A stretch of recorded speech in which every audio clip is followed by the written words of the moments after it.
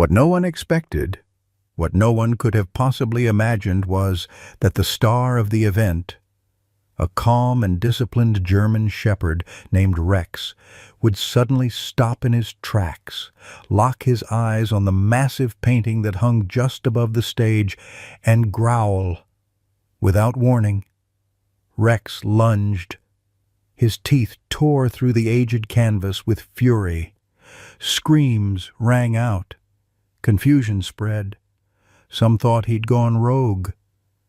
But when the painting fell, revealing what was hidden behind it, the entire room went silent. What Rex had found would expose the school's darkest secret. A metal box, rusted and locked, embedded in the wall behind the Young Scholars of Tomorrow mural that had hung in Jefferson High School for over 40 years. Officer Bradley Thompson stood frozen, watching as his partner's discovery silenced 300 students and faculty members. The truth hidden behind that innocent painting would change everything forever. Leave a like and share your thoughts in the comments along with the city you're watching. From now, let's continue with the story. Jefferson High School stood as a monument to small-town American education in Millfield, Virginia. Built in 1965 during the height of Cold War tensions, its red brick exterior and white columns projected stability and tradition. Located just 70 miles from Langley and the CIA headquarters, the town had always maintained a quiet, unassuming presence in America's history. The school itself, with its well-manicured grounds and recently renovated gymnasium, served as the community's pride. Officer Bradley Thompson hadn't expected anything unusual when he agreed to bring Rex to the school's American Heritage Day celebration.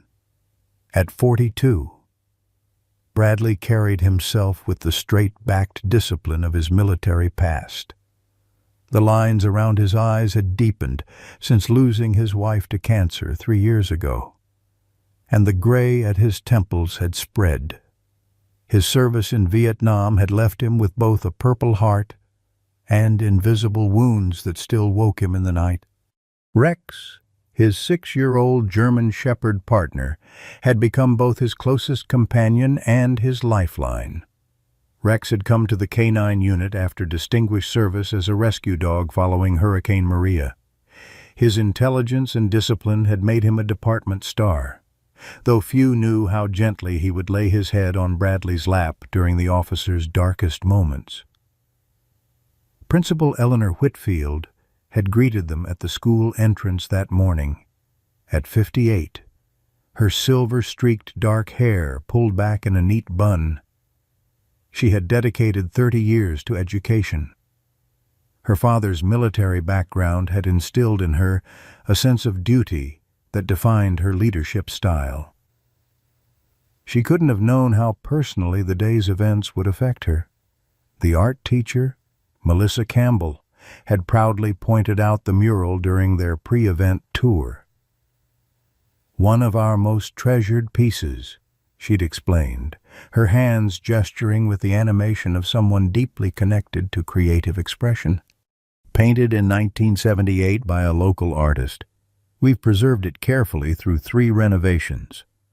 Among the students seated cross-legged on the gymnasium floor, 16-year-old Tyler Anderson had watched the K-9 demonstration with unusual intensity. Unlike his classmates, his interest seemed less about the impressive police dog and more about something deeper, as though he'd come looking for answers rather than entertainment. The serious set of his jaw and thoughtful blue eyes hinted at an old soul in a young body. None of them could have anticipated how their lives would intertwine in the aftermath of what was about to occur. The morning of May 15th dawned clear and bright in Millfield. American flags lined the main entrance to Jefferson High School, and red, white, and blue bunting draped the gymnasium entrance. American Heritage Day had been a school tradition for decades, bringing together students, faculty, and community members to celebrate the nation's history and values. Bradley Thompson arrived early, parking his police SUV in the designated visitor spot. He opened the rear door, and Rex jumped out, alert and professional. The German Shepherd's ears perked forward as he took in the new environment, his training evident in the disciplined way he stayed by Bradley's side despite the excitement around them. "Officer Thompson, right on time," Principal Whitfield called from the school entrance. She approached with an extended hand, her navy blazer and pearl necklace lending her an air of formality appropriate for the day's events. "We're so excited to have you and Rex with us today. The students have been talking about nothing else all week." "Happy to be here, ma'am," Bradley replied with a polite nod. "Rex loves meeting students. He's a natural with kids." As if understanding his name had been mentioned, Rex sat at attention, his intelligent eyes moving between the humans conversing above him. "Let me show you to the gymnasium. We've set up everything as you requested: open space for the demonstrations, barriers to keep the students at a safe distance, and a microphone so everyone can hear your presentation." They walked through the school's wide hallways, passing trophy cases and bulletin boards covered with student artwork. Principal Whitfield pointed out various features of the school with obvious pride, occasionally greeting students by name as they passed. "Your school has quite a history," Bradley commented, noticing the dates on older trophies and awards. "Built in '65, though we've renovated several times since then," she replied. "My father was actually part of the community committee that supervised the construction. He'd be pleased to see it still standing strong after all these years." As they approached the gymnasium, an energetic woman with short auburn hair and paint-speckled jeans hurried toward them, carrying a stack of programs. "Officer Thompson, this is Melissa Campbell, our art teacher and the coordinator for today's event," the principal introduced. "Wonderful to meet you," Melissa said, shifting her papers to shake his hand. "I hope you don't mind, but I've incorporated your demonstration into my students' American Heroes project. They'll be sketching Rex during your presentation." Bradley smiled. "He'll be flattered. Just might need to pose a bit extra for the artists." Melissa laughed, and then gestured toward the far wall of the gymnasium they were now entering. "That's our pride and joy over there, young scholars of tomorrow. It's been watching over our events since 1978. Bradley glanced at the large mural that dominated the wall above the small stage. It depicted students reading beneath a sprawling oak tree. The colors somewhat faded with age, but the idyllic scene still clear. Something about the painting struck him as unusual, perhaps the slightly formal posture of the children, or the oddly specific details in the background, but he dismissed the thought as they continued their preparations.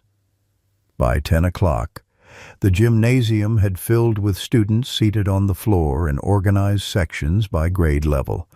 Teachers stood along the walls, and a small section of chairs held parent volunteers and a few elderly community members who regularly attended school functions. Principal Whitfield welcomed everyone with a brief speech about American Heritage Day, then introduced Bradley and Rex to enthusiastic applause. "Thank you for that warm welcome," Bradley began, standing center stage with Rex sitting alertly beside him. "This is Rex, and he's been my partner in the K-9 unit for 3 years now, before joining our police department. Rex was a certified rescue dog who helped find survivors after Hurricane Maria." The students leaned forward, clearly captivated by the handsome German Shepherd who sat with perfect posture, surveying the crowd with intelligent eyes.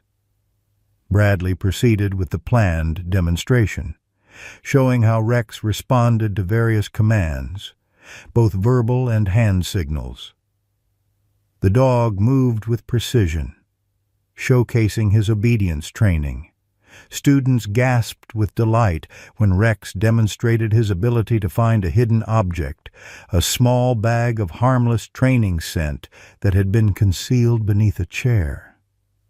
Rex has been trained to detect various substances, Bradley explained, rewarding the dog with a quick pat. His sense of smell is approximately 40 times stronger than ours, allowing him to find things that would be impossible for humans to detect. As the demonstration continued, Bradley noticed a boy in the front row, Tyler Anderson, according to his name tag, watching with unusual intensity. Unlike his classmates who reacted with excitement to Rex's skills, this student observed with a studious expression, occasionally glancing between the dog and the mural on the wall. "Now we'll show you how Rex helps us apprehend suspects," Bradley announced, nodding to Principal Whitfield, who had volunteered to play the role of a runner. The principal jogged across the gymnasium as planned, and Rex followed Bradley's command to pursue and stop her, gently taking hold of her sleeve without applying pressure. The students clapped and cheered at the perfect execution. Bradley called Rex back to his side, ready to move to the question and answer portion of the presentation. Rex trotted back obediently. But as he passed the center of the gymnasium, something changed. The dog's ears suddenly pricked forward, his body stiffening. "Rex, heel," Bradley commanded, noticing the shift in his partner's demeanor. Instead of complying, Rex turned his head toward the mural on the wall. His nostrils flared, and a low growl rumbled in his throat. Bradley had seen this behavior before, not during demonstrations or routine patrols, but in serious operations, when Rex had detected something dangerous. A chill ran down his spine. "Rex," he called again, more firmly. The dog took a step toward the painting, then another. The students fell silent, sensing something unplanned was happening. Bradley moved quickly to Rex's side, placing a hand on his harness. "Is everything all right?" "Officer Thompson?"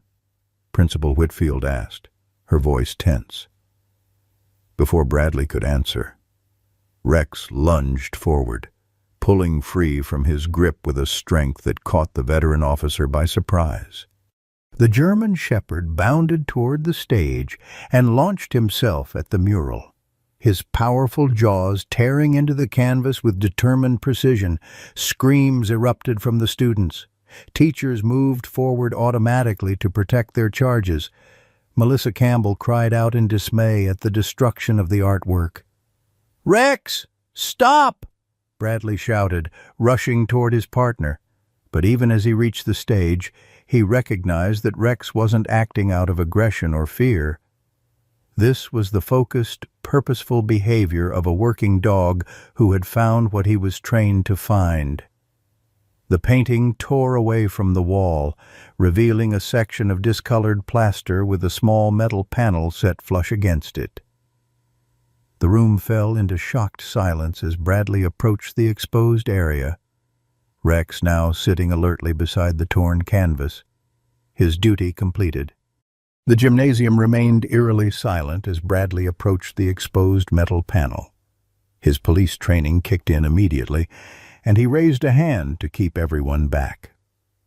"Principal Whitfield, I need everyone to exit the gymnasium in an orderly fashion," he said, his voice calm but authoritative.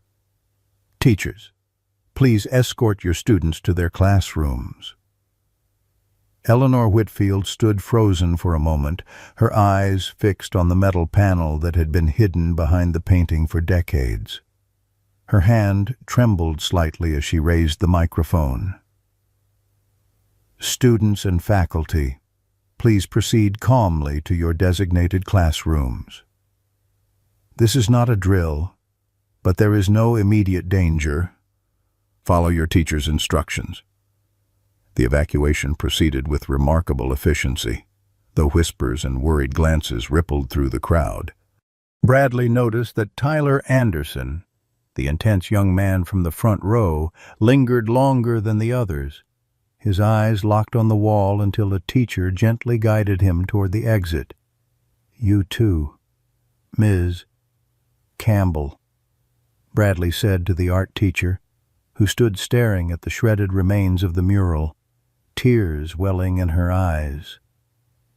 "That painting was a piece of our history," she whispered, kneeling to gather a torn section of canvas. "It can't be replaced." "I understand, ma'am. But right now, I need to secure this area." Once the gymnasium had emptied except for Principal Whitfield, who insisted on staying. Bradley approached the metal panel. It was approximately 12 inches square, secured with what appeared to be an old-fashioned lock mechanism. The surrounding wall showed signs of having been specially constructed to accommodate this hidden compartment. "Do you have any idea what this might be?" Bradley asked Eleanor, who had moved closer, her face pale. "No," she replied, though something in her voice suggested uncertainty. "This school was built in 1965. Renovations in 78, 92, and 2010. The painting was installed after the first renovation." Bradley examined the panel without touching it, then reached for his radio to call for backup. "This is Officer Thompson requesting additional units at Jefferson High School. Possible discovery of a hidden compartment with unknown contents. No immediate threat identified." While waiting for backup, Bradley kept Rex at his side, occasionally praising the dog for his discovery. Eleanor paced the gymnasium, her composure gradually returning. "My father was on the original building committee," she said suddenly. "Walter Whitfield. He worked for the State Department back then." Bradley nodded, processing this information. The State Department had a lot of involvement during the Cold War years. Eleanor's eyes darted to his face. It was a different time. "Officer Thompson?" "The Soviet threat was very real." Before Bradley could respond, the gymnasium doors opened and 2 uniformed officers entered, followed by Police Chief Robert Garner, a barrel-chested man in his late 50s who had served Millfield for over 30 years. "Thompson, what have you got?"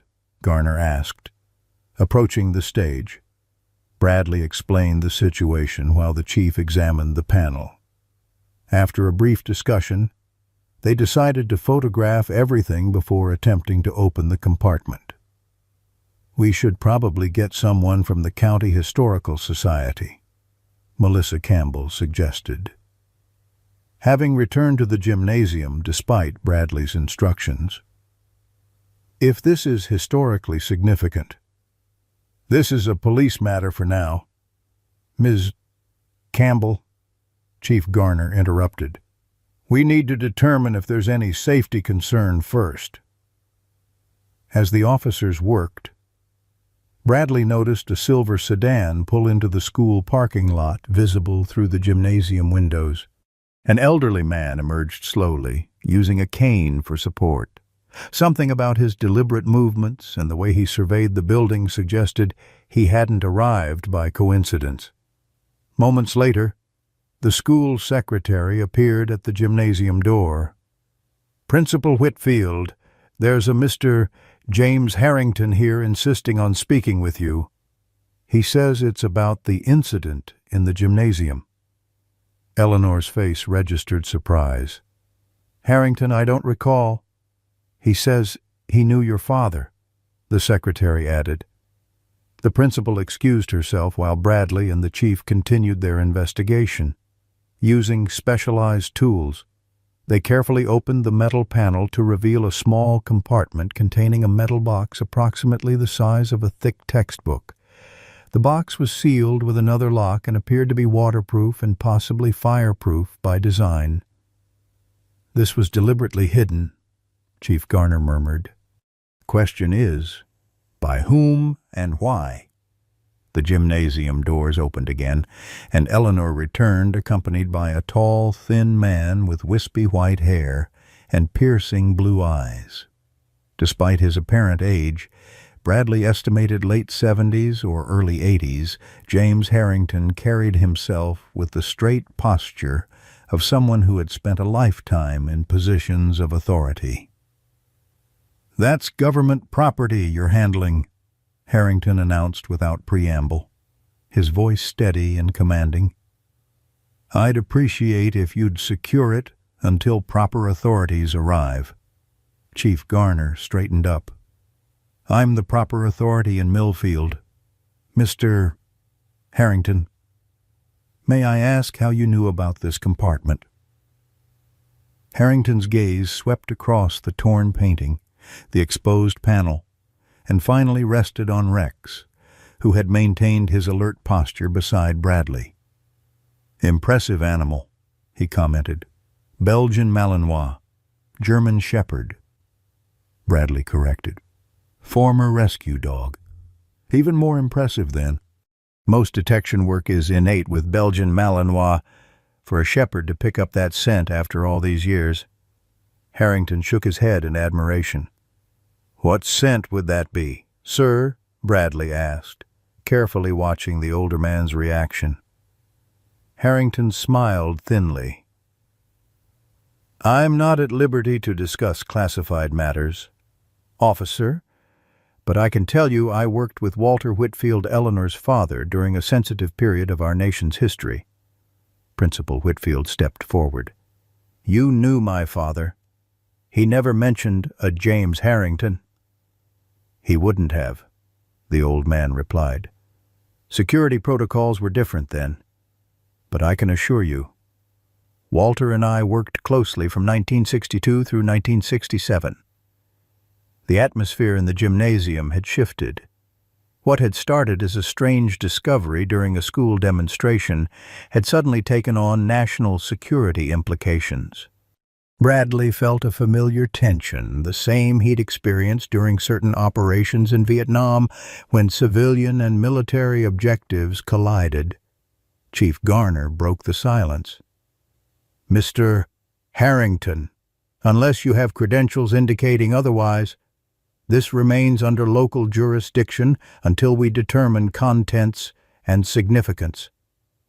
While they were speaking, one of the officers had managed to open the metal box.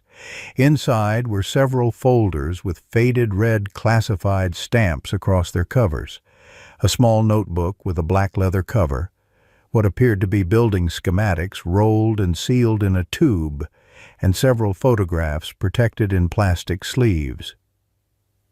"I believe this will serve as my credential," Harrington said quietly, producing a worn leather wallet from his jacket pocket. He opened it to reveal an ID card that, despite its age, clearly bore the CIA insignia. Principal Whitfield gasped softly. "CIA. My father was State Department."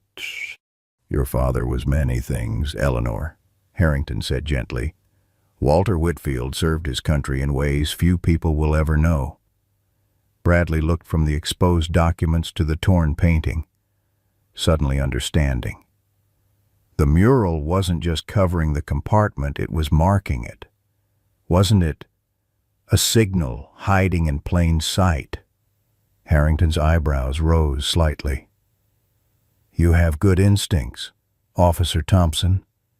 As they stood contemplating the implications of the discovery, the gymnasium door burst open again. Tyler Anderson rushed in, followed by a flustered teacher trying to stop him. "I knew it," the boy exclaimed, his eyes wide as he saw the open compartment and scattered documents. "My grandfather said there was something hidden in the school. No one believed him." The unexpected arrival of Tyler Anderson created a momentary disruption in the tense atmosphere of the gymnasium. Chief Garner instructed the young man's teacher to escort him back to class. But Harrington raised a hand. "Who was your grandfather?" "Young man," he asked, his voice carrying the quiet authority of someone accustomed to being answered. Tyler straightened his shoulders. Thomas Anderson, sir. He worked as a maintenance supervisor here from 1965 to 1983. He always said this school had secrets in its walls. Everyone thought he was just being dramatic. Bradley noticed Harrington and Principal Whitfield exchange a quick glance. There was recognition in the old CIA man's eyes. Thomas Anderson, Harrington repeated slowly. Yes, I remember him. Dedicated man, very thorough in his work. He died last year, Tyler said, his voice catching slightly. I've been going through his journals.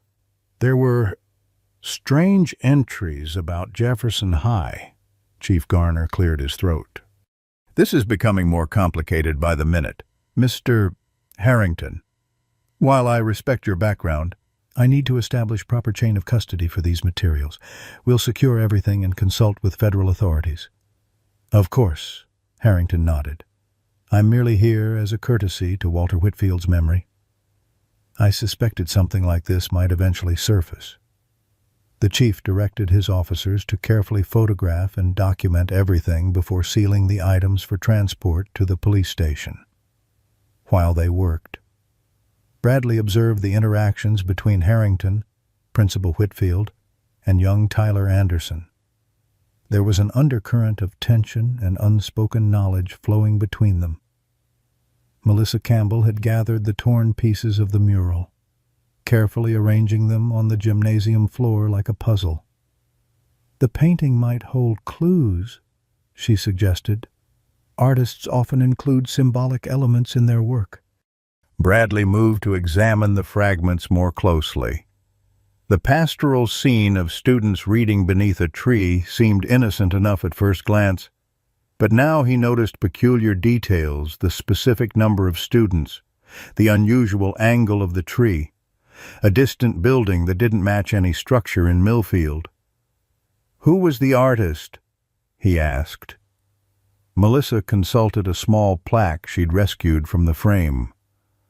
Raymond Foster, 1978. Commissioned by the school board.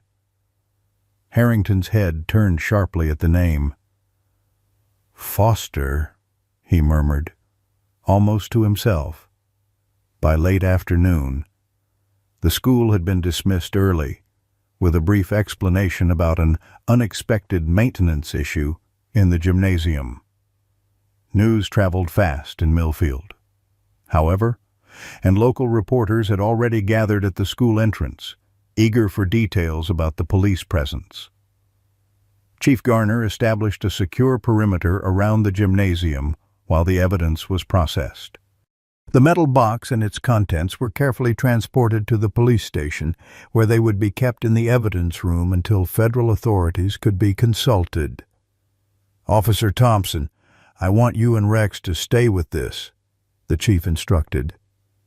Your K-9 found it. You stay on it. I'll handle the press for now. Bradley nodded, grateful for the assignment. Something about this case had hooked him deeply, perhaps the connection to the 1960s, so close to his own military service in Vietnam, or perhaps the mystery itself. As the gymnasium emptied, Harrington approached Bradley. Your dog has exceptional abilities. Officer Thompson, not every K-9 would detect that particular scent after so many years. What exactly did he detect? Bradley asked directly. The older man smiled thinly. A chemical marker, standard procedure for certain classified drop points during that era, designed to degrade over time, but apparently some trace remained. Why are you really here, Mr. Harrington? It seems convenient that you arrived so quickly after our discovery. Harrington's expression remained neutral. Let's just say I've maintained an interest in Walter Whitfield's projects. When certain alarms are triggered, people like me take notice." Before Bradley could press further, Principal Whitfield joined them, her composure partially restored, though strain showed around her eyes. "My father never told me," she said quietly. "All those years, I thought he was just a State Department bureaucrat handling diplomatic paperwork." "He was protecting you, Eleanor," Harrington replied. "The less you knew, the safer you were. That was protocol then. And the painting, was that part of the protocol too? The art teacher might be right about examining it carefully," Harrington suggested, avoiding a direct answer. "Foster had unique methods." The next morning, Bradley arrived at the police station early to find Chief Garner already in his office. Phone pressed to his ear, his expression grim.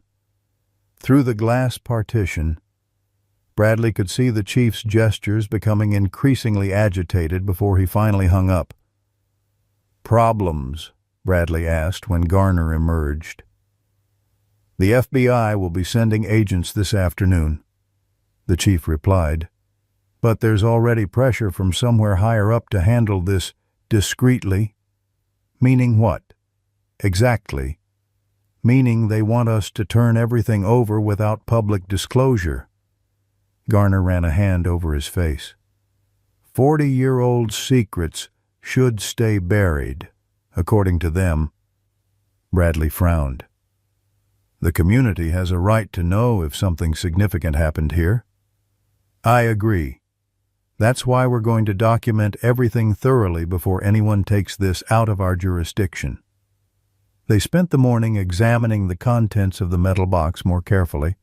The classified folders contained reports about surveillance operations conducted from 1965 to 1978, focusing on suspected Soviet sympathizers in the region.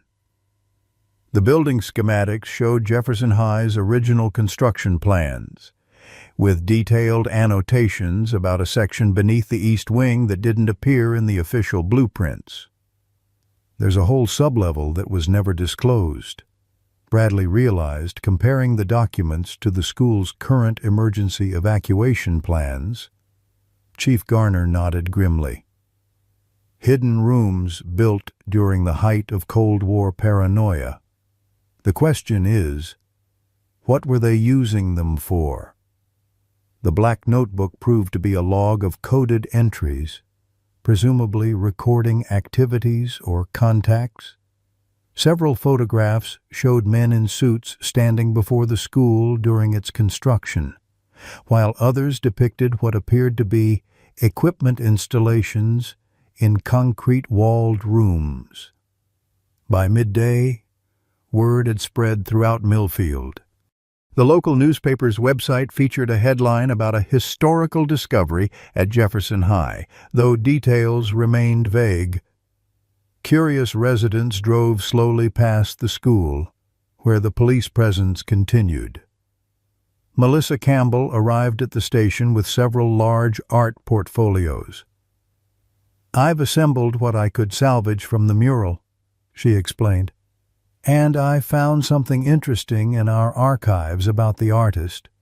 She spread photographs of the intact painting on a conference room table, alongside copies of the original commission documents.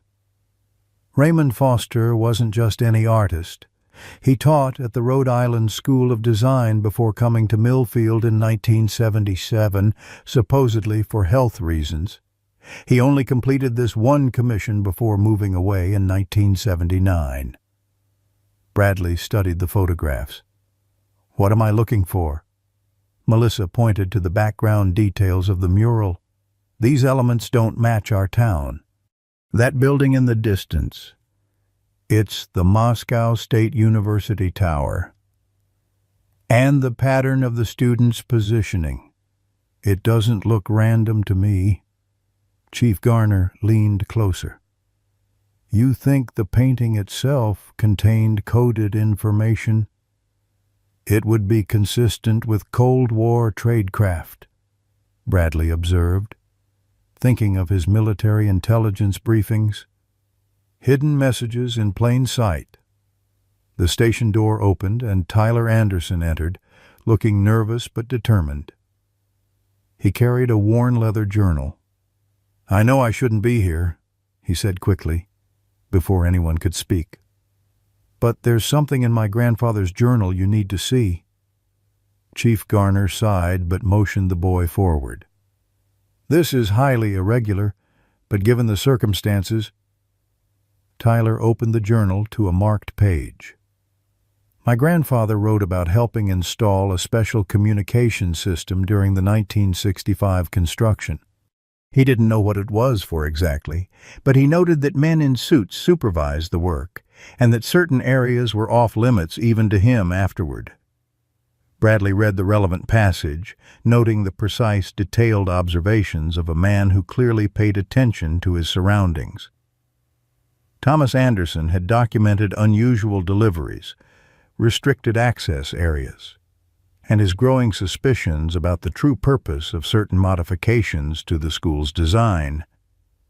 "There's more," Tyler continued, turning pages. In 1978, he wrote about the painting installation.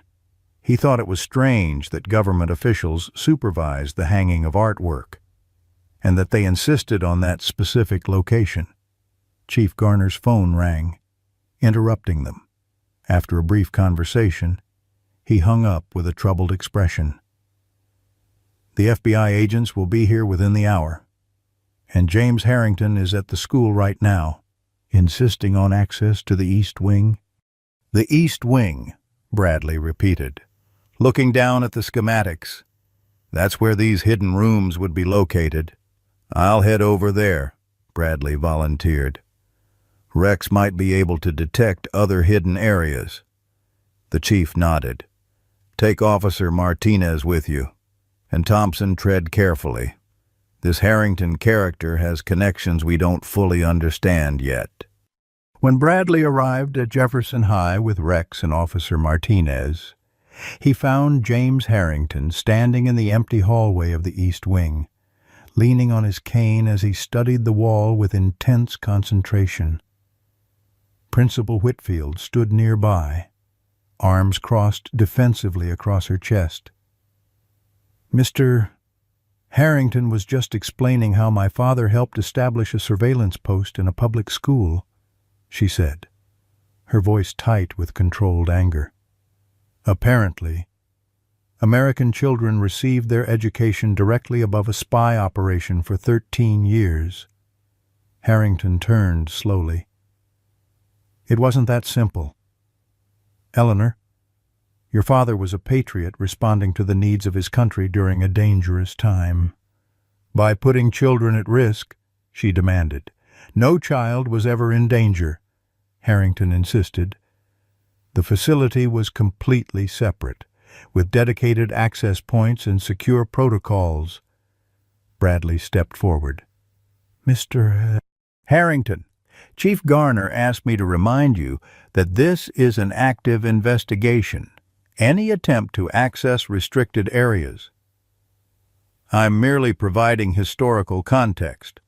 Officer Thompson," the old man interrupted smoothly, "as one of the few surviving individuals with direct knowledge of this operation, I thought my insights might be valuable."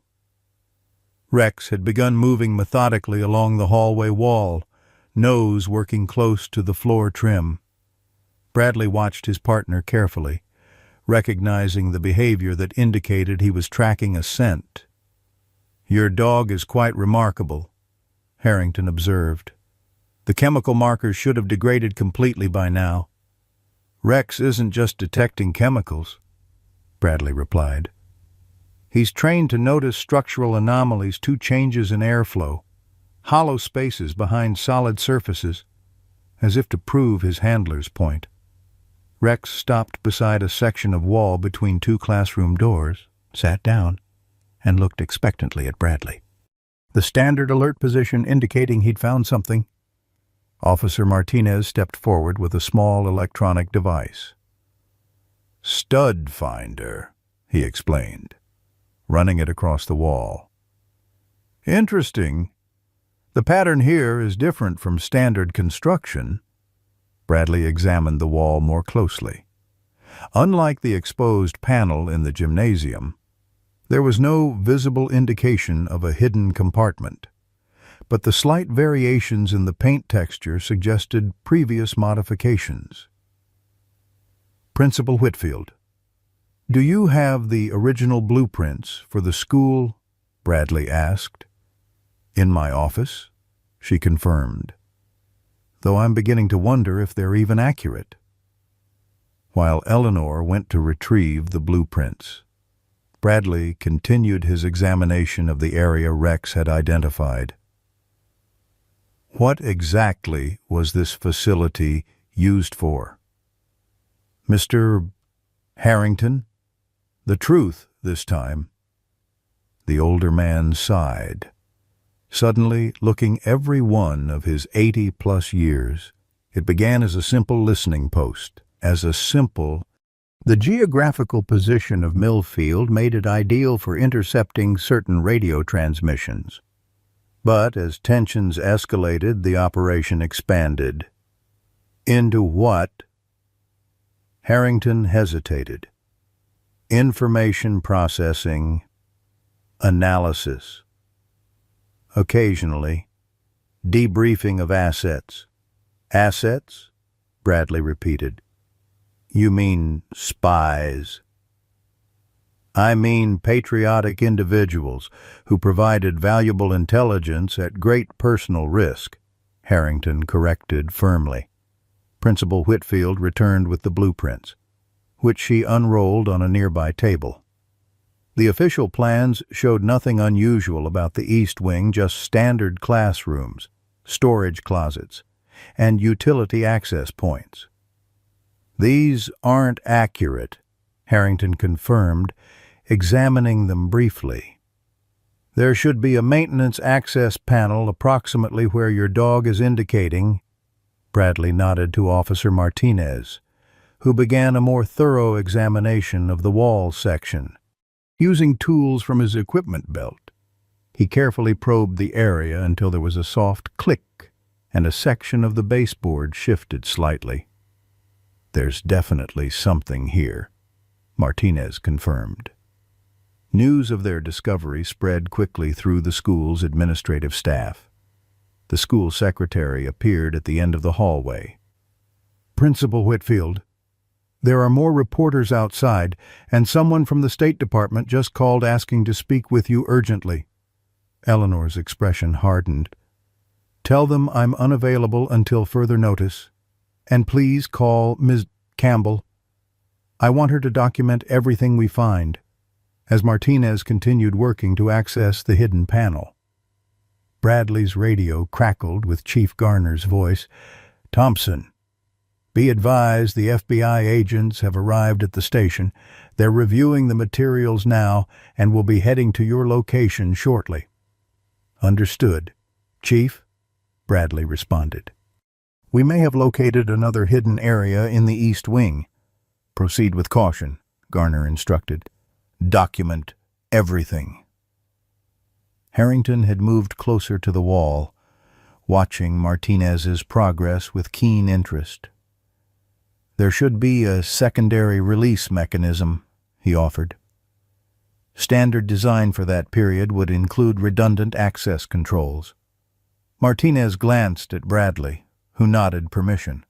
Following Harrington's guidance, the officer located a second pressure point, and the panel slid open to reveal a small compartment containing what appeared to be an old telephone junction box.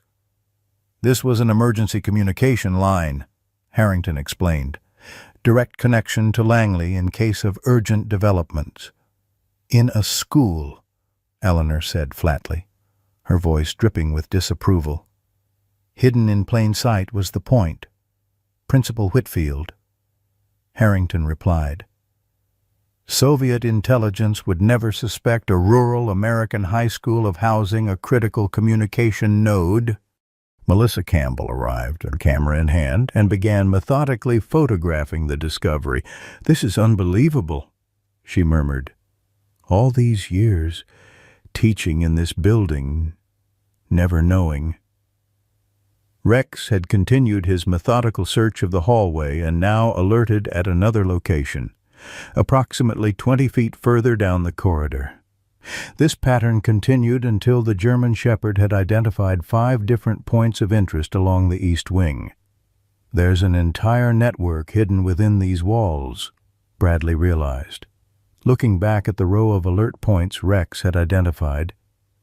The facility beneath the school was more extensive than most operatives knew, Harrington admitted. Compartmentalization was essential to security. As they were speaking, Tyler Anderson appeared at the end of the hallway, out of breath as if he'd been running.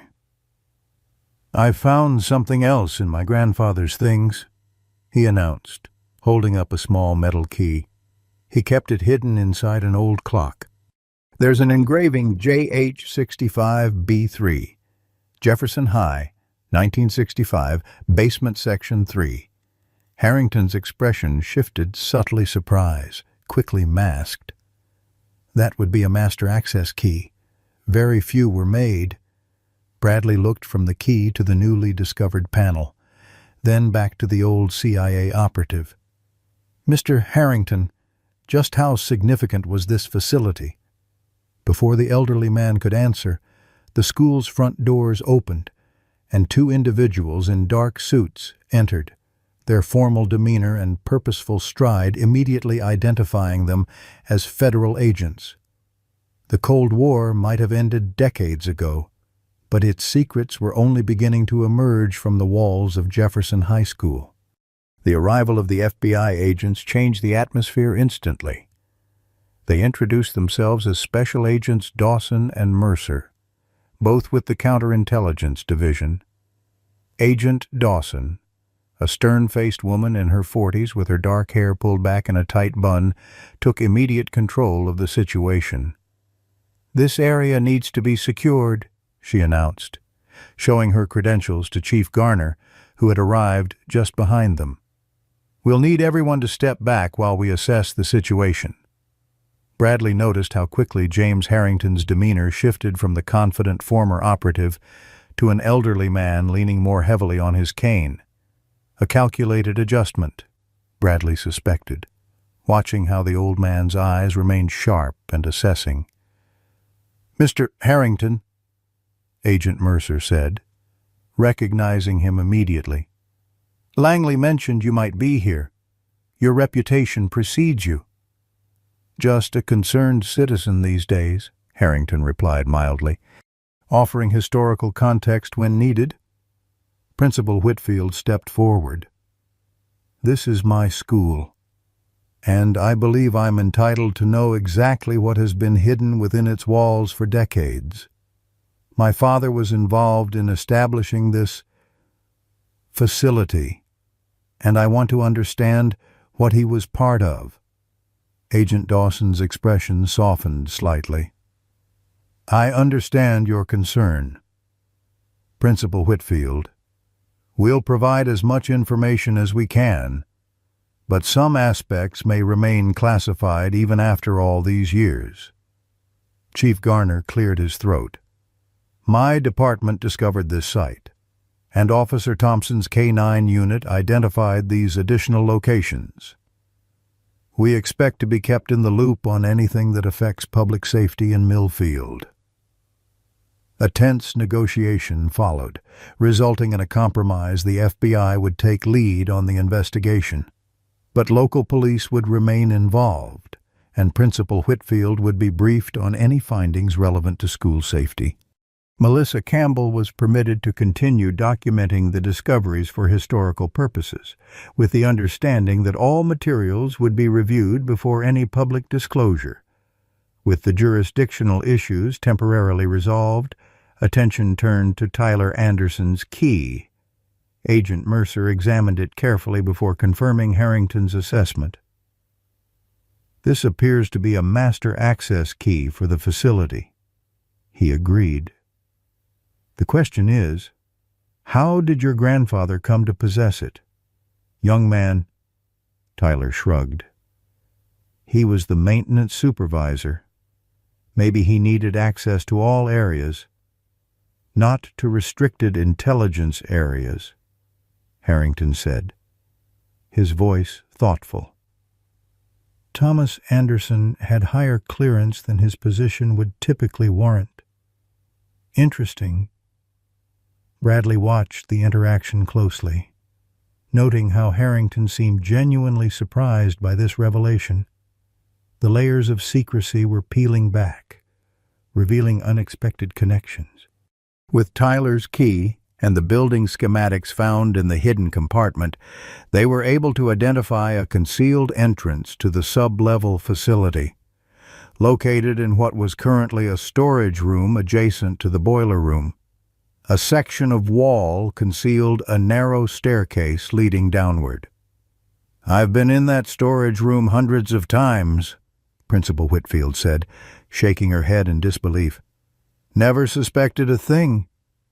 Agent Dawson insisted on proper protocols before proceeding.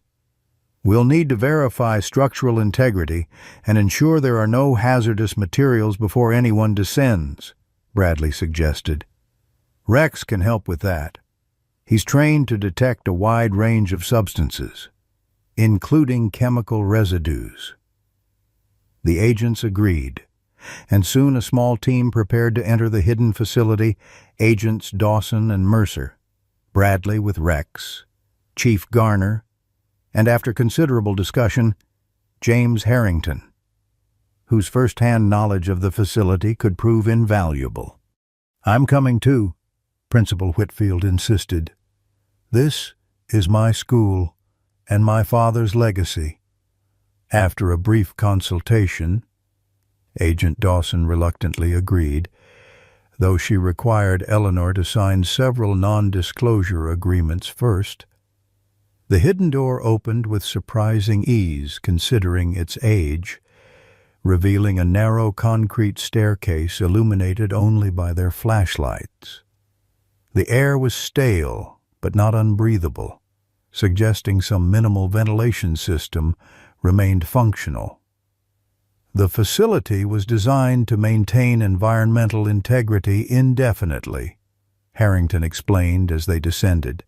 Self-contained systems, minimal degradation.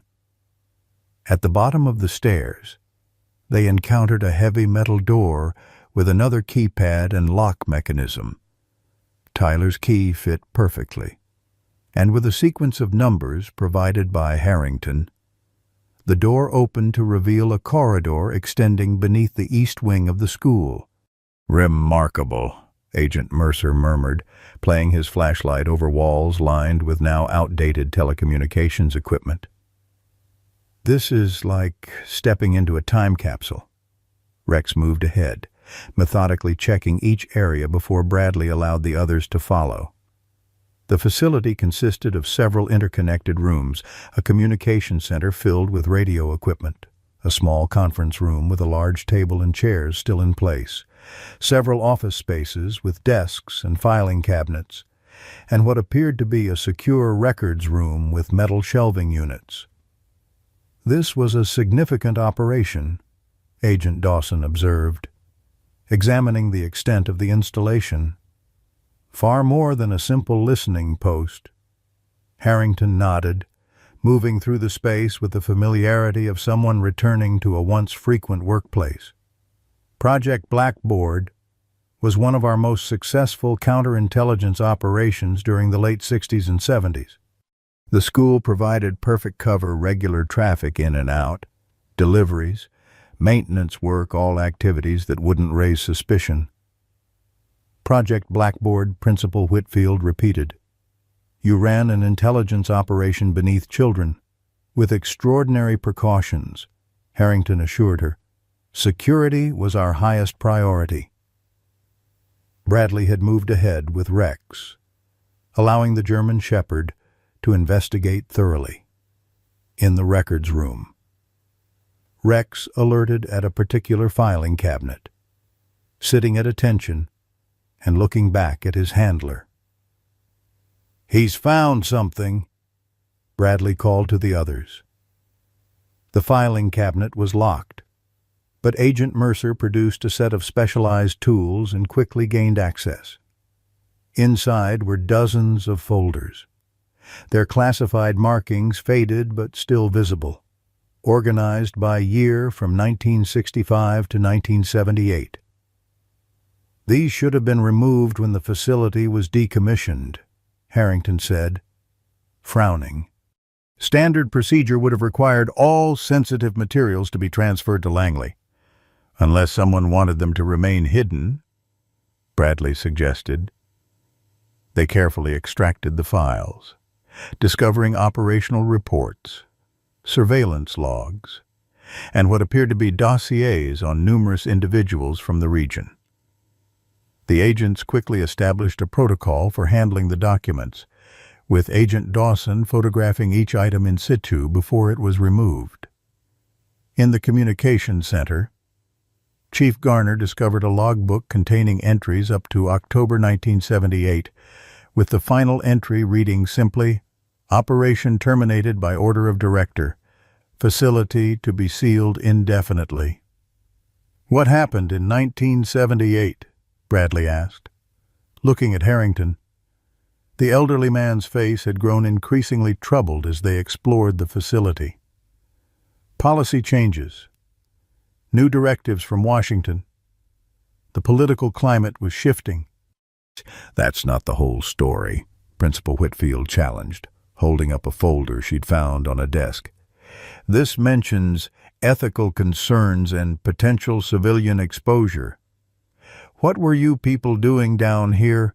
Before Harrington could respond, Rex alerted again, this time at what appeared to be a solid wall at the far end of the corridor. Bradley examined the area carefully, finding a barely perceptible seam indicating another hidden door. "There's more to this facility," he announced. Agent Dawson stepped forward. "Let's proceed carefully. Mr. Harrington, are you aware of additional sections beyond what we've seen?" For the first time, Harrington appeared genuinely uncertain. "My access was primarily to the communications and analysis sections. If there were additional compartmentalized areas—" He hesitated. Walter Whitfield would have known. He had higher clearance than I did toward the end. Using Tyler's master key and additional techniques from Agent Mercer, they managed to access the hidden section. As the door swung open, revealing a room beyond, the atmosphere among the group shifted palpably. Unlike the utilitarian spaces they'd explored previously, this room was set up like a comfortable living area, with a small kitchenette, several beds against one wall, and what appeared to be a primitive medical examination area. Children's books and toys were still arranged on shelves, frozen in time. "What is this?" Principal Whitfield whispered, her voice strained. Harrington had gone very still, his face pale in the flashlight beam. "I didn't know about this section. This wasn't part of the operation I was briefed on." Agent Dawson moved methodically through the space, examining but not touching the items. "This appears to have been designed as a long-term holding area for multiple individuals." "Including children," Bradley added grimly, picking up a small teddy bear from one of the beds. Chief Garner had discovered a locked cabinet in the medical area, which Agent Mercer quickly opened. Inside were medical supplies consistent with the late 1970s, along with folders containing what appeared to be observation notes and test results. "Subject demonstrates heightened sensitivity to auditory stimuli following procedure A7. Garner read from one document, his expression darkening. "Recommend continuing modified protocol for subjects 3 through 6. The implications settled heavily over the group. This hidden section suggested that Project Blackboard may have involved human subjects, possibly including children, in some form of testing or observation program. "This can't be right," Harrington insisted, his voice uncharacteristically emotional. Domestic operations were strictly limited to intelligence gathering. Any testing programs were conducted in sanctioned facilities, with proper oversight. "Apparently, not all of them," Agent Dawson replied coldly. Principal Whitfield had moved to a desk in the corner, where she'd found a leather-bound journal. Her hands trembled as she opened it. "This is my father's handwriting," she said quietly. The group fell silent as she read, her expression transitioning from shock to grief to anger. "He was documenting his objections," she finally said, looking up with tears in her eyes. "He writes about unauthorized expansions of the project, ethical violations, his attempts to report concerns through proper channels." She turned a page. "His last entry mentions gathering evidence to force a shutdown of the entire operation." The painting, Bradley realized suddenly. The mural wasn't just covering a drop point, it was preserving evidence. Your father commissioned it specifically to hide documentation of whatever was happening here. Melissa Campbell, who had been allowed to join them after the initial security assessment, stepped forward. That would explain the strange elements in the composition. Raymond Foster wasn't just an artist, he was helping document what happened here. Harrington had moved to examine the journal in Principal Whitfield's hands. "Walter was a good man," he said softly. "One of the best I knew. If he turned against the project, he must have had compelling reasons. Compelling enough to risk his career and possibly his life," Agent Dawson observed.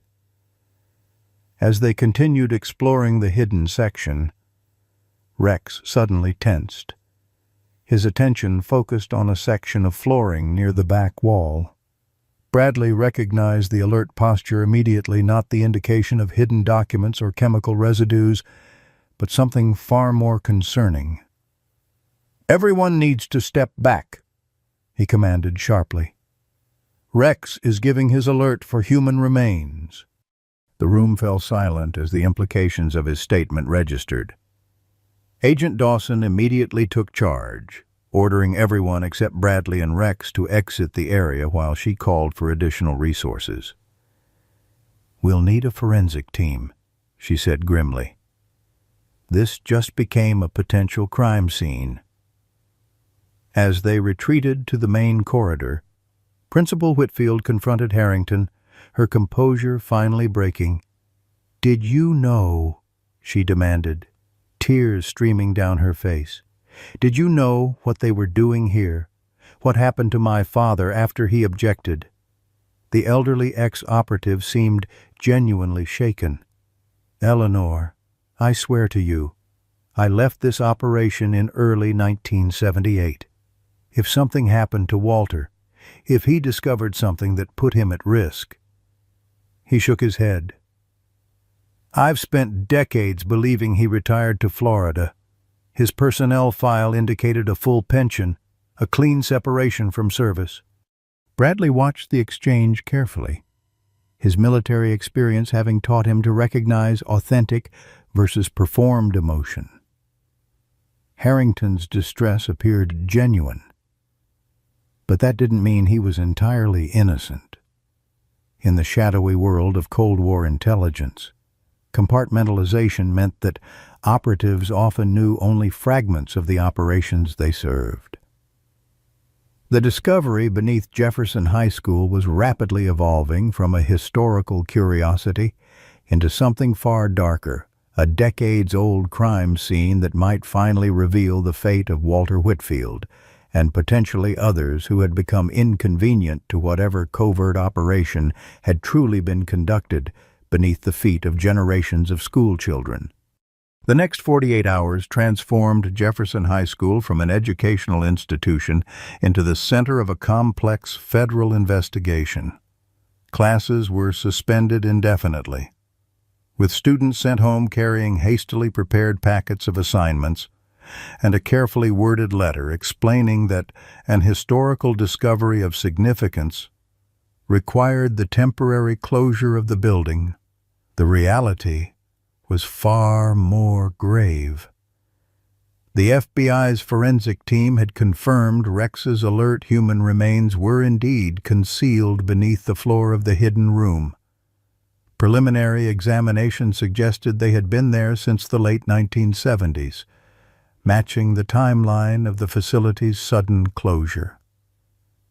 Principal Eleanor Whitfield sat alone in her office, surrounded by photographs of students and teachers spanning her 3 decades at Jefferson High.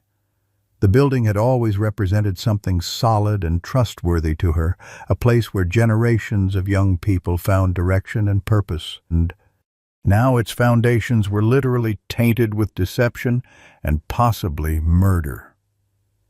Her father's journal lay open on her desk. She'd been permitted to keep it after the FBI had thoroughly photographed and documented its contents. Walter Whitfield's neat, precise handwriting filled pages with increasingly urgent observations about ethical breaches and unauthorized extensions of Project Blackboard. A soft knock at her door interrupted her thoughts. Bradley Thompson entered, his face showing the strain of the past 2 days. Like Eleanor, he hadn't gone home since the discovery, catching brief moments of rest on a cot set up in the school's staff lounge. "The forensic team is finishing up," he said quietly. "They'll be removing the remains later today." Eleanor nodded, unable to find words adequate to the situation. After a moment, she asked, "Have they identified?" "Not yet. They'll need to conduct DNA analysis, check dental records. It could take time." The unspoken question hung between them. Was it her father buried beneath the school where she had worked for decades, never knowing she was walking above his grave? "James Harrington has been formally interviewed," Bradley continued. "The FBI has placed him under surveillance, though they don't have enough evidence to detain him." "Do you think he knew," Eleanor asked, "about what happened to my father?" Bradley considered the question carefully. "I think he knew parts of it. Intelligence operations of that era were deliberately compartmentalized. He may have known about Project Blackboard's official parameters without being aware of what happened in that hidden section. Or he's lying to save himself," Eleanor said bitterly. "That's also possible," Bradley acknowledged. "Men like Harrington spent decades practicing deception as a professional skill." A commotion in the hallway drew their attention. Through the office window, they could see Melissa Campbell engaged in a heated discussion with Agent Dawson. The art teacher was gesturing emphatically toward a portfolio she carried, while the FBI agent maintained a stance of professional restraint. Bradley and Eleanor stepped into the hallway just as Chief Garner arrived from the opposite direction. "Ms. Campbell believes she's found something significant in the mural fragments," Agent Dawson explained, her tone suggesting skepticism. "It's not just in the fragments," Melissa insisted. "I've been researching Raymond Foster, the artist, his background, his other works. There's a pattern. He wasn't just an artist. He was documenting things." "Documenting what, exactly?" Chief Garner asked. Melissa opened her portfolio on a nearby table, spreading out photographs of Foster's other works alongside reassembled images of the Jefferson High mural. Foster taught at the Rhode Island School of Design until 1975, when he suddenly resigned. After that, he created a series of works that appeared in small galleries across the eastern seaboard. Each painting depicted everyday American scenes, parks, schools, government buildings, but with subtle irregularities. She pointed to several details in different paintings. These aren't artistic flourishes. They're specific locations, people, dates all coded into seemingly innocent imagery. Agent Dawson leaned closer. You're suggesting the artist was some kind of operative or a whistleblower. Melissa countered. Look at the Jefferson mural closely. The children reading under the tree. Their positions form a pattern. And the books they're holding, the titles are just visible enough to read if you know what to look for. Bradley studied the photographs. What titles? Ethics in Research, The Human Subject, Mind and Memory. Not exactly typical reading material for the children depicted, Melissa explained. And look at this section. The school building in the background has exactly 12 windows visible, with the third one from the left showing a shadowy figure watching. 12th month, third day, December 3rd. Something significant happened on that date, Eleanor asked. According to your father's journal, December 3rd, 1977 was when he first documented his concerns about unauthorized testing protocols. Bradley recalled, looking at Eleanor for confirmation. She nodded slowly. Yes, that's right. He mentioned that date specifically. Chief Garner rubbed his jaw thoughtfully. So, this Foster character was working with Walter Whitfield, hiding evidence in plain sight through his artwork. It appears so, Melissa confirmed. And there's more. Foster painted 7 other murals in public buildings along the East Coast between 1976 and 1979. Each one was commissioned through different channels, but the pattern is consistent.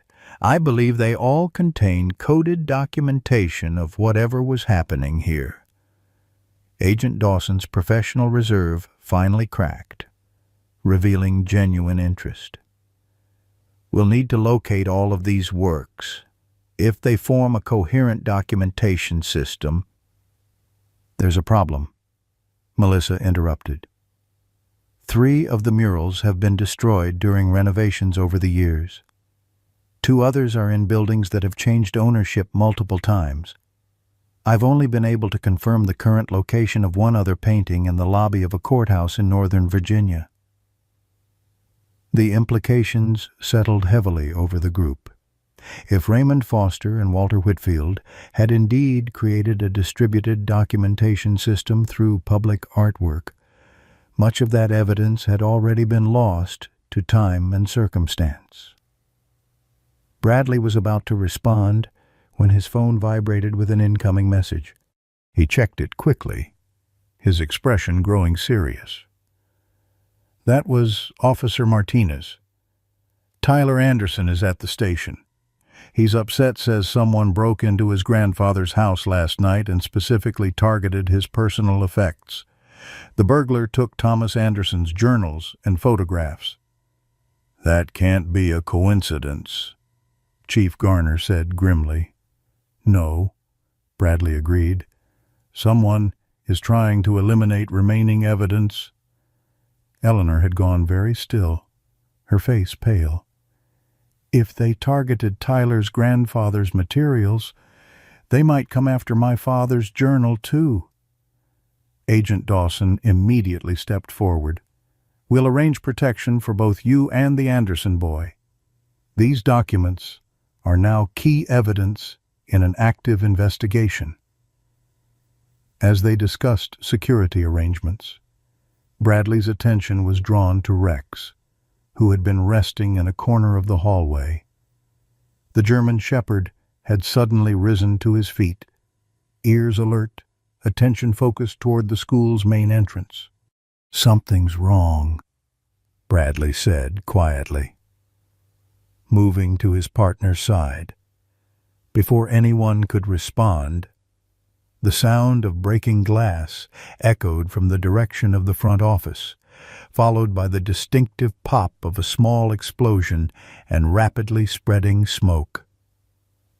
"Fire alarm!" Chief Garner shouted, reaching for the nearest pull station. Bradley's training kicked in immediately.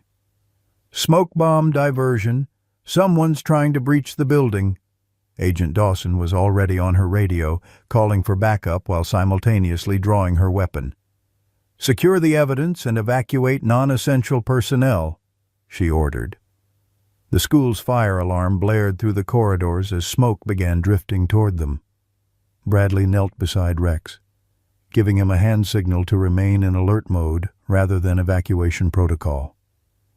"Go," he told Eleanor and Melissa. "Chief Garner will get you out safely. Take the journal with you."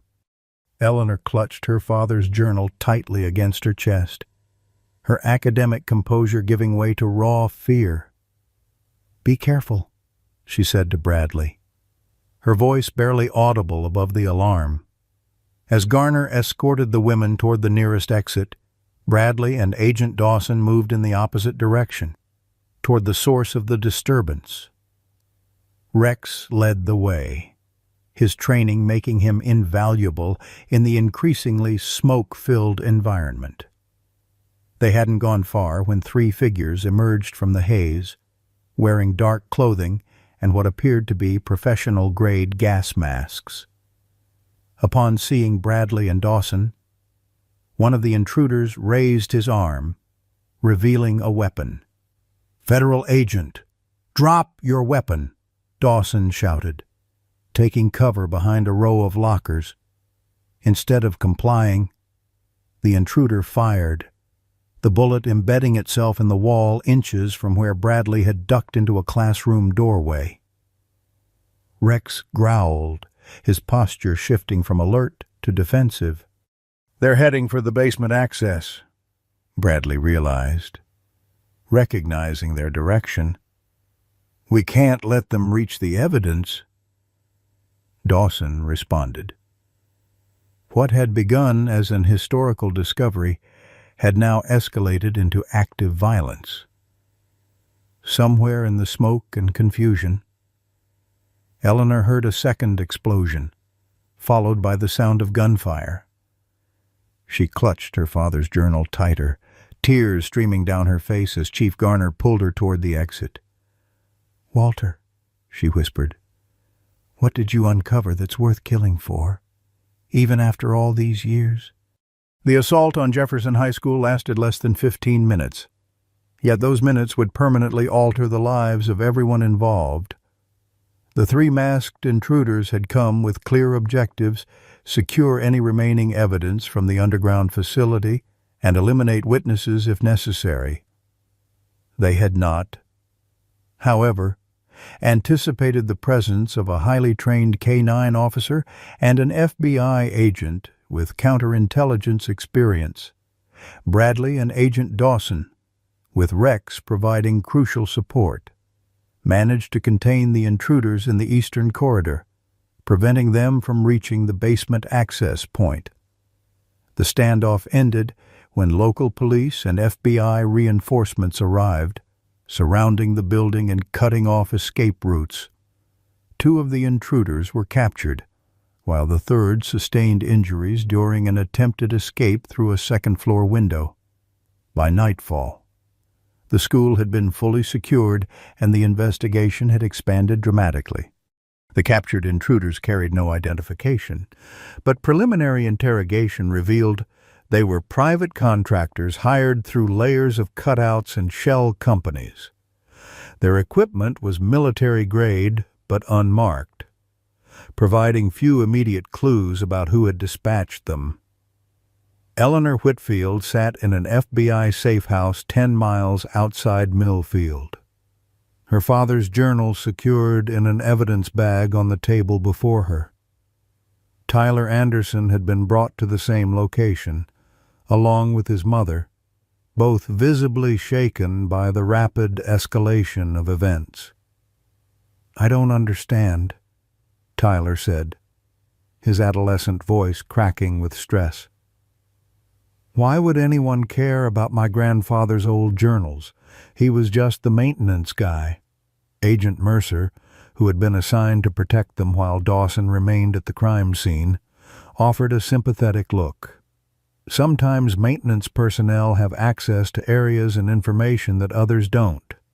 Your grandfather may have seen things he wasn't supposed to see." Eleanor stared at her father's journal, its pages now officially evidence in what had become a federal investigation involving attempted murder, breaking and entering, and the desecration of human remains. The forensic team had confirmed that someone had attempted to access the underground facility during the attack, specifically targeting the area where the remains had been discovered. "They're trying to hide something even now," she said quietly. "After more than 40 years. Bradley arrived at the safe house shortly after midnight, exhausted but determined to brief Eleanor and Tyler personally. Rex padded alongside him, the German shepherd showing no signs of fatigue despite the day's exertions. "The FBI has taken the intruders into federal custody," he informed them, accepting the coffee Agent Mercer offered with grateful hands. "They're not talking yet, but we did get a break. One of them had a burner phone with a single contact number. It traces back to a law firm in D.C. that has historical connections to government contracting." "James Harrington?" Eleanor asked immediately. "He was brought in for questioning after the attack." Bradley confirmed. "But he appears genuinely shocked by the violence. His alibi for the time of the incident checks out. He was meeting with his doctor for a scheduled appointment." "So, if not Harrington, then who?" Tyler asked, petting Rex, who had settled beside the boy's chair, sensing his anxiety. Bradley exchanged glances with Agent Mercer before responding. "There's a theory developing that Project Blackboard may have had multiple oversight layers, with different agencies or branches involved. Some participants may have known only pieces of the operation." "A compartmentalized structure," Agent Mercer elaborated. "Standard procedure for sensitive operations, especially during that era. Harrington might have known about the intelligence-gathering aspects without being aware of the other activities." Eleanor's hand moved instinctively to her father's journal. "My father knew. That's why he tried to document it, why he worked with Raymond Foster to preserve evidence. And possibly why he disappeared," Bradley added gently. The room fell silent as the implication settled. The remains found beneath the school had not yet been positively identified, but the circumstantial evidence increasingly suggested Walter Whitfield had been silenced for attempting to expose whatever had happened in the hidden section of the facility. Tyler suddenly straightened in his chair. "There's something else. Something I didn't tell you earlier because I wasn't sure if it mattered." All eyes turned to the teenager, who shifted uncomfortably under the attention. "My grandfather's house, it has a hidden compartment, too, behind his workbench in the garage. He showed it to me once, said it was where he kept his insurance policy. I always thought he was just being dramatic." "Did you check this compartment after the break-in?" Bradley asked urgently. Tyler shook his head. "I didn't think of it until now. The police were focused on the obvious damage, and I was too upset to remember."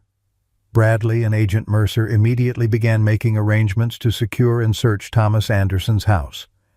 As they worked, Eleanor opened her father's journal again, turning to the final entries from October 1978, just before Project Blackboard was officially terminated. "He was planning to go public," she said, her voice barely above a whisper. Not through official channels, those had failed him. He was going to take everything he had documented to a journalist he trusted. Did he name the journalist? Agent Mercer asked. Eleanor scanned the page. Only as M.H. At the Post, he was scheduled to meet with this person on November 2nd, 1978. She looked up, her eyes wide with realization. My father disappeared on October 31st. I was away at college. By the time I came home for Thanksgiving, my mother had been told he'd accepted a special assignment overseas. Bradley sat beside her. Eleanor, this journal may be the most compelling evidence we have. Your father was documenting a systematic effort to expose unethical activities conducted under government authority. And they killed him for it, she said, her voice hardening. They killed him and buried him beneath the very building where I've spent my career, where children have learned and played for decades. Agent Mercer's phone buzzed with an incoming message. After reading it, she looked up grimly. There's more. The forensic team has made a preliminary identification of the remains. Dental records are a match for Walter Whitfield. Eleanor closed her eyes. Decades of uncertainty collapsing into a terrible certainty. When she opened them again, they were clear and determined despite the tears. I want whoever did this held accountable, she said firmly. Not just the people who attacked the school today, the ones who gave the orders. In 1978 and now. That won't be easy, Agent Mercer cautioned. Operations from that era are heavily classified, and many of the principal figures are deceased. But not all of them, Bradley pointed out. Harrington is still alive. And if he was telling the truth about not knowing the full scope of Project Blackboard, he might be willing to help identify who did. Dawn was breaking over Millfield when Bradley and a small team arrived at Thomas Anderson's modest home. The local police had established a perimeter, and forensic technicians were already processing the scene of the previous break-in. Tyler directed them to the garage, where a heavy workbench stood against the back wall. It's behind here, he explained. There's a release mechanism under the left corner. With careful pressure applied to the spot Tyler indicated, a section of the wall paneling clicked and swung open, revealing a small compartment similar in design to those found at the school. Inside was a metal box, untouched by the intruders who had focused their search on more obvious locations. The box contained a maintenance logbook distinct from Thomas Anderson's personal journals, photographs labeled with dates and locations, and, most significantly, a small reel-to-reel tape with a handwritten label, W.W. Statement, Oct. 30, 1978. He recorded my father's statement, Eleanor breathed, staring at the tape, the day before he disappeared. The tape was carefully transported to an FBI facility where it could be properly preserved and digitized. The process took several hours, during which Eleanor alternated between anxious pacing and sitting in absolute stillness, preparing herself to hear her father's voice after more than 40 years. When the technician finally signaled they were ready, Eleanor, Bradley, Tyler, and Agents Dawson and Mercer gathered in a small conference room. The quality of the audio was remarkably good, preserved in the sealed container Thomas Anderson had hidden so carefully. Walter Whitfield's voice emerged from the speakers, measured and precise, much like his handwriting. He identified himself, stated the date, and then began a methodical account of his involvement with Project Blackboard from its inception in 1965 through October 1978. According to Walter's testimony, The facility had initially been established as a legitimate counterintelligence operation, focused on monitoring suspected Soviet activities in the region. In 1972, however, the project had been expanded under new leadership to include what Walter described as unauthorized human experimentation, focused on enhanced interrogation and memory modification techniques. They brought in subjects through unofficial channels. Walter's voice explained. Individuals who wouldn't be missed or whose disappearances could be explained away. Later, they began using children from the foster system, those with minimal family connections, claiming they were being placed in specialized care facilities.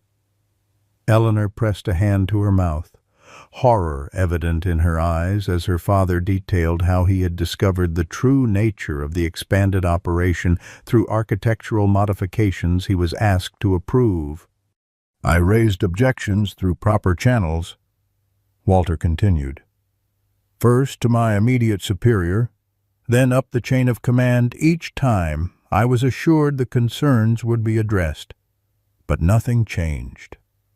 By 1976, I began documenting everything independently, realizing official records were being sanitized or destroyed. The most damning portion of the testimony came near the end, when Walter named specific individuals involved in overseeing the unauthorized aspects of Project Blackboard. Among them was Charles Harrington, James Harrington's brother, who had served as deputy director for a division Walter referred to only as Special Projects.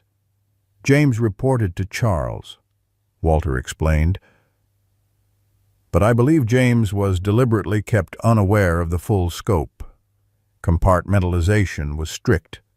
The regular intelligence personnel were housed in the main facility, while the testing program operated in the isolated section with separate access protocols and dedicated staff.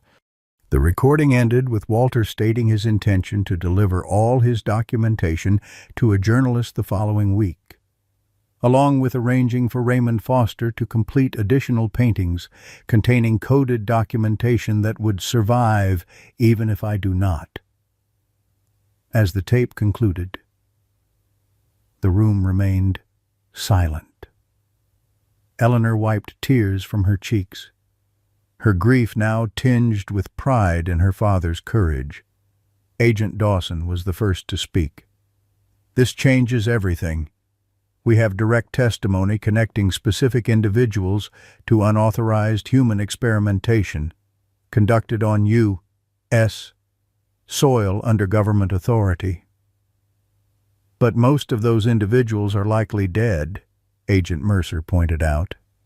"This happened nearly 50 years ago." "Not all of them," Bradley said quietly. "And the organizations they built might still exist in some form. Whoever sent those men to attack the school is still very much alive and concerned about this information becoming public." Tyler, who had remained silent throughout the recording, finally spoke. "My grandfather knew. He helped Mr. Whitfield document everything, then kept the evidence safe all these years." "He was a hero," Eleanor said, reaching out to squeeze the boy's hand. "Both our fathers were heroes in their own way." As the FBI agents began discussing next steps for the investigation, Bradley stepped outside to check on Rex and call Chief Garner with an update. Standing in the morning sunlight, watching his canine partner exploring the perimeter with professional diligence, he reflected on how a routine school demonstration had uncovered a dark chapter of American history that some were still willing to kill to keep buried. The truth about Project Blackboard was finally emerging, but bringing those responsible to justice would require navigating a labyrinth of classified history, bureaucratic obstruction, and powerful interests with everything to lose. 3 months later, Jefferson High School reopened with a ceremony unlike any in its history. The east wing had been extensively renovated, removing all traces of the hidden facility beneath while preserving the historical integrity of the building itself. Where the mural "Young Scholars of Tomorrow" had once hung, a new installation now occupied the wall, a memorial plaque honoring Walter Whitfield and Thomas Anderson, alongside a professionally restored section of Raymond Foster's original painting.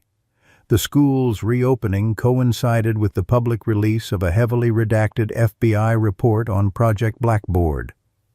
While many details remained classified, enough information had been made public to confirm that unauthorized activities had indeed taken place beneath the school during the 1970s, resulting in human rights violations and at least one confirmed death, that of Walter Whitfield. Eleanor Whitfield stood at the podium in the renovated gymnasium, facing an audience that included students, parents, community members, and a significant media presence. At 61, she carried herself with a new kind of dignity, that of someone who had confronted a painful truth and emerged stronger. My father believed in justice, in ethical governance, and in the fundamental principle that no cause, however noble its stated purpose, justifies harming innocent people, she began, her voice steady. For his commitment to these values, he paid the ultimate price. Today, we honor not only his memory, but his courage in standing against powerful forces that had lost their moral compass. In the front row, Bradley Thompson sat with Rex at his feet, the German Shepherd now wearing a special commendation medal presented by the FBI director himself.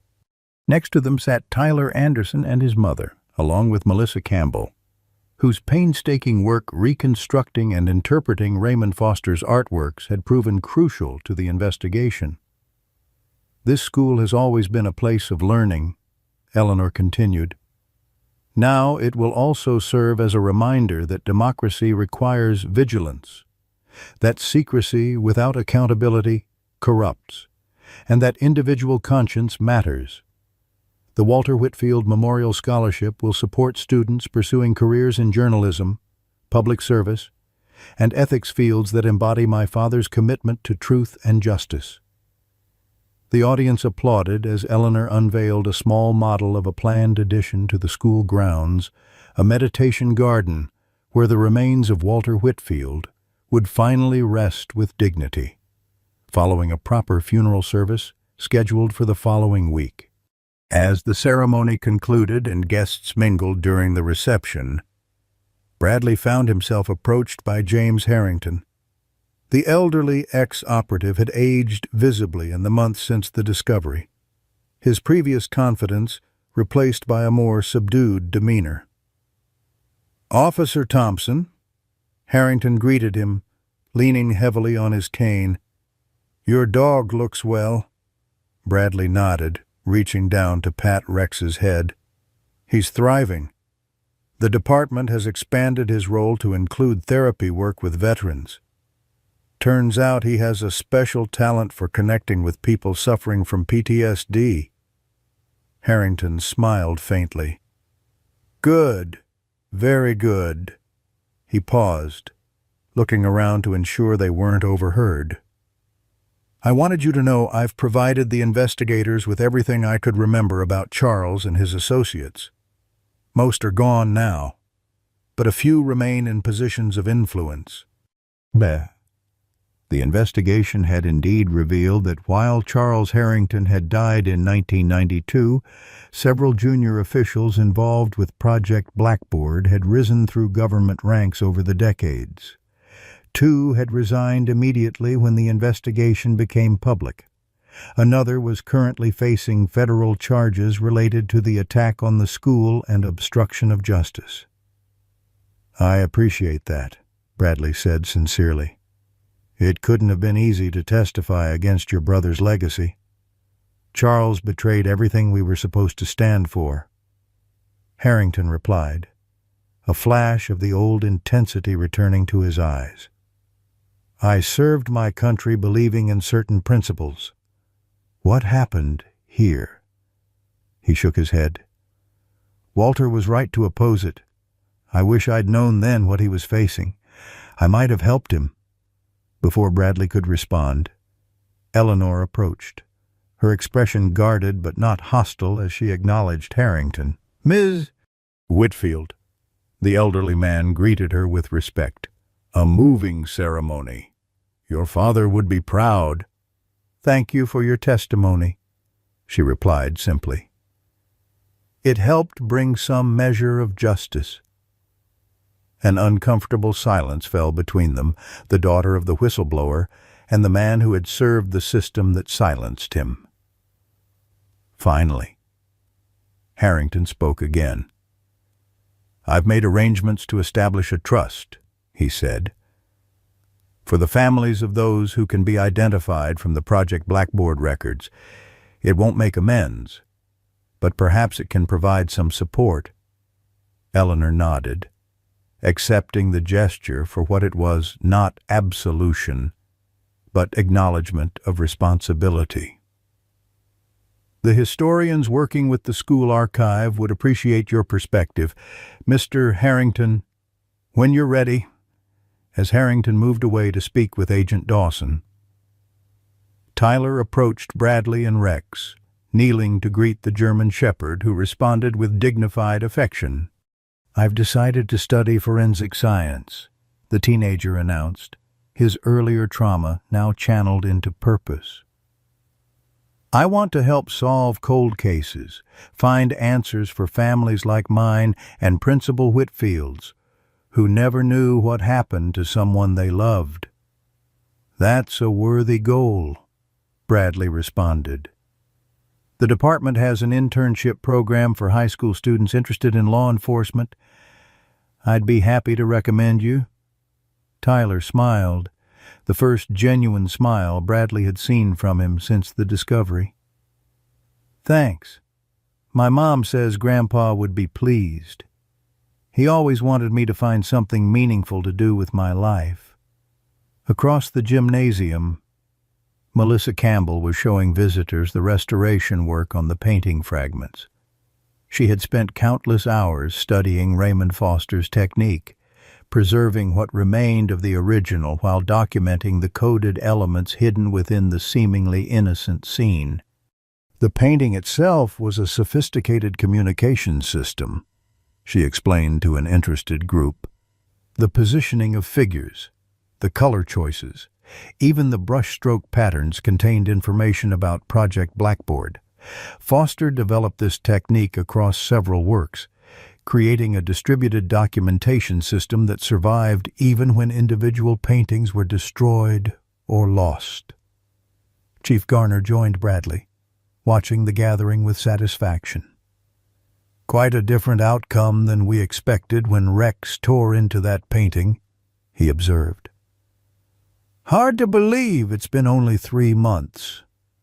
Bradley nodded, remembering the moment when Rex had first alerted to the mural. He knew something was wrong. I've stopped being surprised by what he can detect.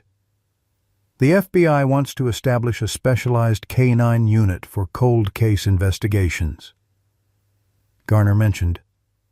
They were impressed with how Rex identified remains that had been concealed for decades. They've asked if you'd be interested in consulting on the program. The offer was tempting. Bradley had found unexpected fulfillment in helping bring closure to Eleanor Whitfield and others affected by Project Blackboard. His own PTSD symptoms had diminished as he focused on bringing truth to light, a healing process he hadn't anticipated. I'll consider it, he told the chief. But Millfield is home now. Rex and I have put down roots here. The reception continued into the evening, transforming gradually from a formal commemoration into a community celebration of resilience and renewal. Students explored the renovated spaces with excitement. Faculty members shared stories about the school's history. and journalists conducted interviews for features that would bring Jefferson High's story to a national audience. As darkness fell, Eleanor found herself standing outside, gazing at the spot where the memorial garden would soon be constructed. Bradley joined her, Rex at his side as always. "I keep thinking about how random it seems," she said quietly. "If you and Rex hadn't been invited for that demonstration, if he hadn't detected whatever chemical trace remained after all these years—" She shook her head. "My father might never have received justice." "I don't think it was random," Bradley replied. "Your father and Thomas Anderson created a system designed to eventually reveal the truth. The painting, the hidden compartments, the documentation, they built it to last, knowing someday someone would find it." Eleanor smiled sadly. "I spent my whole career in this building, never knowing he was here all along." There's something both heartbreaking and comforting in that thought. Inside the gymnasium, someone had begun playing music, and the atmosphere had lightened as community members shared food and conversation. Through the windows, they could see Tyler showing younger students how to properly approach and pet a working dog like Rex, who sat patiently accepting the admiration. "Life goes on," Bradley observed. "That's what makes all of this worthwhile. The truth came out. Justice is being pursued, and new generations will learn from what happened here." Eleanor nodded, drawing a deep breath of the evening air. "My father believed that too. It's why he risked everything to document what was happening, not just for himself, but for everyone affected, and for the future." As they turned to rejoin the gathering inside, Eleanor paused one last time to look at the school building, seeing it now, not just as the place where she had built her career, but as her father's final resting place and lasting legacy. The secrets hidden behind the painting had indeed changed everything forever, bringing pain and loss into the light, but also healing and truth. "Thank you," she said simply to Bradley and Rex, "for finding him, for bringing him home." The story of Rex, Bradley, and Eleanor reminds us that truth may be buried, but never truly disappears. For our generation who lived through the Cold War, who remember a time when patriotism sometimes meant uncomfortable silence, this resonates deeply. We were raised to trust our institutions while witnessing their flaws firsthand, from Vietnam to Watergate to Iran, Contra, like Walter Whitfield. Many of us faced moments where personal integrity clashed with loyalty to systems we believed in. Some of us worked in buildings where secrets lived in the walls, or raised families while carrying burdens we couldn't share. Perhaps we knew someone who disappeared suddenly, with explanations that never quite made sense. This story honors those who chose conscience over comfort, who documented truth